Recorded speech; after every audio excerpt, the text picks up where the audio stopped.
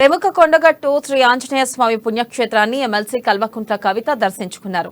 తొలుత ఆలయ సిబ్బంది, ఆలయ అర్చకులు ఆమెకు పూర్ణకుంభ స్వాగతం పలికారు. అనంతరం కవిత స్వామివారిని దర్శించుకుని మొక్కులు చెల్లించుకున్నారు. ఆలయంలో నిర్వహిస్తున్న హనుమాన్ చాలీసా కార్యక్రమంలో పాల్గొన్నారు.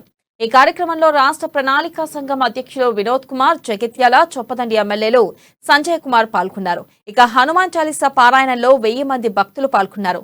దేశం, రాష్ట్రంలో ఆడపిట్టలు సుఖంగా, సుభిక్షంగా ఉండాలని ఆకాంక్షించారు.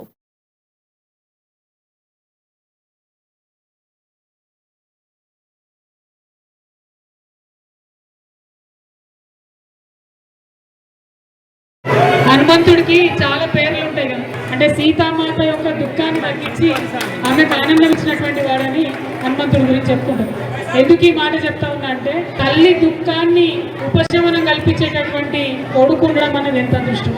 అటువంటి కొడుకుని ఇంతమంది అమ్మలు ఇక్కడ ఇవాళ పారాయణ చేయడానికి కానీ, వారికి ఇంత మంచి ఆలయం నిర్మాణం జరగబోతుంది. దాంట్లో మీ అందరు భాగస్వామ్యం కానీ నిజంగా మన జన్మ పునీతమైందని నేను మనస్ఫూర్తిగా నమ్ముతా ఉన్నాను.